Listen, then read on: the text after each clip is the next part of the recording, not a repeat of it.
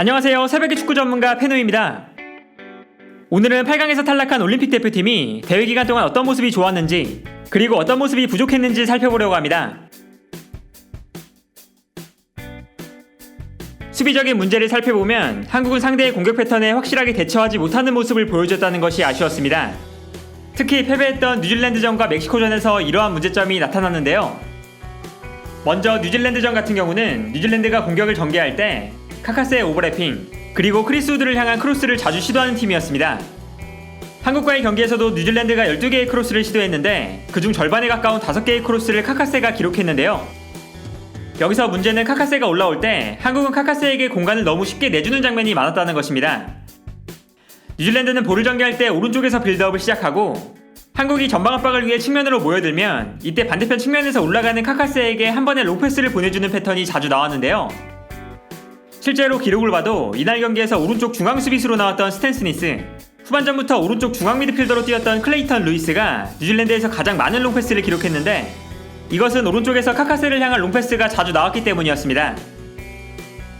그만큼 뉴질랜드의 공격 패턴에는 확실한 특징이 있었고 대회를 시작하기 전에도 충분히 예상이 가능했던 패턴인데 이러한 패턴에 제대로 대응하지 못했다는 것은 분명 아쉬운 부분이었습니다. 실점이 나왔을 때도 한국이 한쪽으로 쏠릴 때 카카세를 향한 방향 전환, 그리고 여기서 카카세가 크로스를 올려주는 것부터 시작되었는데요.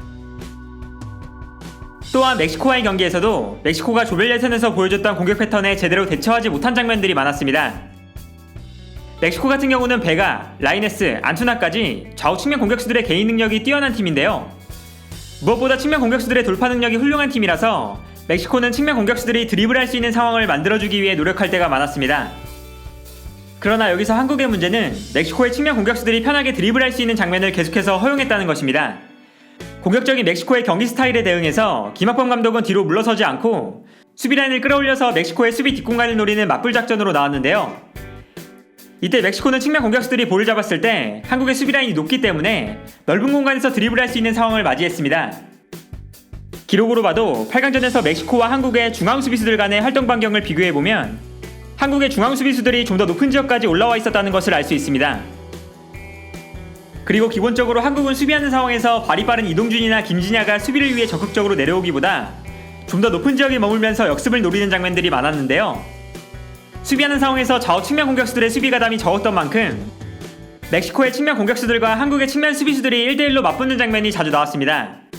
사실 이렇게 측면 공격수들이 수비에 가담하기보다 높은 지역에서 역습을 노리는 것은 온두라스 전에서도 나타났던 특징인데 온두라스의 경기에서는 한국의 측면 수비수들이 온두라스의 측면 공격수들을 1대1 상황에서도 잘 막아내고 전방에 있는 측면 공격수들이 역습을 진행할 수 있는 기회가 많이 나왔지만 멕시코의 측면 공격수들은 기술적으로 훨씬 뛰어난 선수들이라서 한국의 측면 수비수들이 멕시코의 공격수들을 1대1로 막아내기가 어려웠습니다. 특히 멕시코의 왼쪽 측면 공격수인 베가는 4번의 드리블 돌파를 성공하면서 이날 팀에서 가장 많은 드리블을 성공시켰는데 베가가 조별리그 3경기에서 드리블을 성공한 횟수가 4번이었습니다. 그만큼 한국과의 경기에서 베가가 드리블을 쉽게 시도할 수 있는 상황이 자주 나왔다는 것을 의미하는데요. 결과적으로 한국의 측면 수비수들은 수비 뒷공간도 넓고 혼자서 멕시코의 측면 공격수들을 막아내는 상황에서 한국의 측면은 경기 내내 무너질 때가 많았습니다. 멕시코의 측면 공격수들이 워낙 뛰어난 활약을 보여주긴 했지만 멕시코의 가장 큰 강점이라고 할 수 있는 측면 공격에 대한 대처가 분명히 미흡했는데요. 그리고 멕시코는 측면에서 공격을 전개할 때 왼쪽 측면 공격수인 베가의 뛰어난 킥 능력을 활용해서 반대편 측면으로 방향 전환을 하는 장면이 많았습니다. 베가가 볼을 잡을 때 수비수들이 한쪽으로 쏠리면 이때 반대편으로 정확한 롱패스를 보내줬는데 이때 멕시코의 오른쪽 측면 공격수들은 여유로운 공간에서 드리블을 시도할 수 있었습니다. 멕시코는 조별리그에서도 이러한 패턴으로 좋은 찬스와 득점을 만들어내곤 했는데요. 그러나 한국은 베가의 롱패스를 너무나 쉽게 허용하는 모습을 보여줬습니다. 베가는 한국과의 경기에서 5번의 롱패스를 성공시켰고 경기 전체에서 가장 많은 롱패스를 성공시킨 필드 플레이어였는데요. 조별리그부터 멕시코가 베가의 롱패스를 자주 활용했음에도 불구하고 너무 많은 롱패스를 허용했고 실제로 한국은 베가의 롱패스로부터 2번의 실점을 허용했습니다. 또한 멕시코의 수비형 미드필더인 로모의 공간 침투도 조별 예선부터 자주 나왔던 멕시코의 특징이라고 할 수 있었는데 한국은 로모의 공간 침투를 잡아내지 못하는 모습을 보여줬습니다.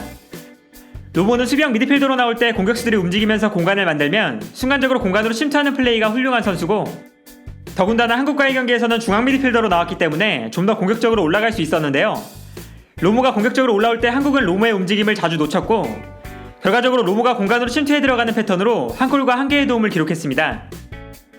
로모의 공간 침투가 조별리그부터 자주 나왔다는 것을 생각해보면 로모의 움직임을 잡아내지 못한 것 또한 아쉬웠는데요. 이처럼 올림픽 기간 동안 한국 대표팀은 상대의 공격 패턴에 휘둘리는 모습을 자주 보여줬고, 분명히 경기를 준비하면서 상대팀의 공격 패턴을 모든 선수들이 알고 있었을 텐데 그에 대한 전술적인 대비가 미흡했다는 것이 굉장히 아쉬웠습니다.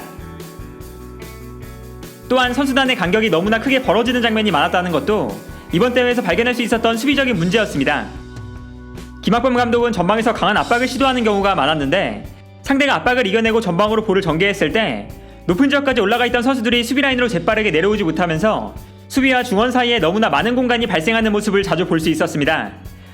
올림픽 대표팀이 뉴질랜드와 멕시코전에서 중거리 슈팅을 통해 실점을 허용하는 장면이 나왔던 것도 수비 라인 앞에 공간이 너무나 크게 발생하면서 상대팀이 아무런 견제를 받지 않고 슈팅할 수 있었기 때문이었는데요. 결과적으로 전방 압박을 위해서 전체적인 라인을 높게 올렸지만 수비 라인이 뒤로 물러났을 때 선수들이 수비로 복귀하는 과정이 빠르게 이루어지지 않았다는 것도 이번 올림픽에서 우리 대표팀의 가장 큰 단점이었습니다. 반대로 공격적인 부분에서는 올림픽 대표팀이 대체적으로 좋은 모습이었습니다. 루마니아와 4대0, 온두라스와 6대0으로 조별리그에서 확실하게 승리를 챙겼고 많은 득점을 기록하면서 훌륭한 공격력을 보여줬습니다. 또한 이동경과 이동준처럼 돋보이는 활약을 펼친 선수들도 있었는데요. 특히 이동경은 팀 내에서 드리블 성공 횟수 1위, 키패스 횟수 1위, 결정적인 찬스를 만든 횟수 1위로 이번 올림픽 대표팀의 공격을 이끌었습니다. 그러나 이번 올림픽 대표팀의 공격에서 아쉬웠던 것은 선수단의 구성이 공격에 큰 변화를 줄 수 없는 조합으로 이루어져 있었다는 것입니다. 먼저 올림픽 대표팀의 가장 큰 장점은 이선 공격수들이 많다는 것이었는데요. 이강인, 이동경, 권창훈, 송민규, 이동준, 엄원상까지 중원에 재능 있는 선수들이 워낙 많기 때문에 올림픽 명단이 나올 때부터 풍부한 이선 자원들이 한국의 강점으로 주목받았습니다. 다만 여기서 문제는 이선에 많은 선수들을 뽑으면서 최전방 공격수 자리에는 와일드카드인 황의조 단 한 선수만 뽑았다는 것입니다. 따라서 올림픽 대표팀의 명단이 나왔을 때도 이선 자원 중에서 한 선수를 빼고 최전방 공격수인 오세훈이나 조규성을 데려가야 한다는 의견이 많았는데요. 실제로 올림픽 기간 동안 최전방 공격수가 부족하다는 문제가 발생하고 말았습니다. 특히 멕시코나 뉴질랜드전처럼 경기에 지고 있을 때 최전방 공격수를 투입해서 페널티 에어리어 안에 공격 숫자를 늘리는 과정이 필요했는데 공격수가 없어서 이선 자원들을 투입하는 것 외에는 별다른 변화를 주지 못했다는 것이 아쉬웠습니다. 일단 상대팀이 먼저 득점한 이후에 수비적으로 나오게 되면 밀집 수비 사이에서 몸싸움을 펼쳐주고 중앙에서 버텨줄 선수가 필요했지만 이선 자원들을 투입했을 때는 중앙에서 버텨주는 플레이가 부족했는데요. 결과적으로 최전방에서 싸워줄 공격수가 없어서 최전방 공격수를 추가해야 될 때는 수비수인 정태혁을 올려 쓰는 방법을 쓰기도 했습니다. 또한 이선 자원들을 많이 뽑았지만 그 중에서 왼쪽 측면 공격수로 뛸 수 있는 자원이 부족하다는 것도 아쉬웠습니다. 왼쪽 측면에서 플레이하는 것이 자연스러운 선수는 송민규뿐이었는데요. 정작 대회에서 송민규의 컨디션이 좋지 않았기 때문에 권창훈을 왼쪽에 배치하기도 하고 엄원상을 왼쪽에 두는 모습도 보여줬지만 두 선수 모두 좋은 활약을 보여주지는 못하면서 결국 김진야를 측면 공격수로 올려쓰는 선택을 해야 했습니다. 김진야가 왼쪽 측면 공격수 자리에서 준수한 활약을 보여주기는 했지만 이선 자원들을 많이 뽑았음에도 불구하고 선수가 부족한 자리가 있었다는 것은 선수 명단을 구성하는 과정에 있어서 실수가 있었다고 볼 수밖에 없었습니다.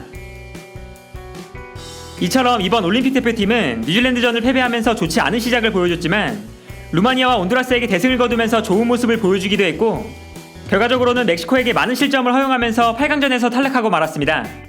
8강전까지 진출한 것도 충분히 축하할 일이지만 선수 명단에 대한 구성이나 상대팀 전술에 대응하는 부분에 있어서 미흡했던 것도 사실인데요.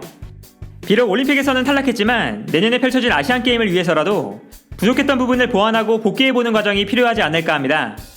오늘 영상은 여기까지고요. 시청해주셔서 감사합니다.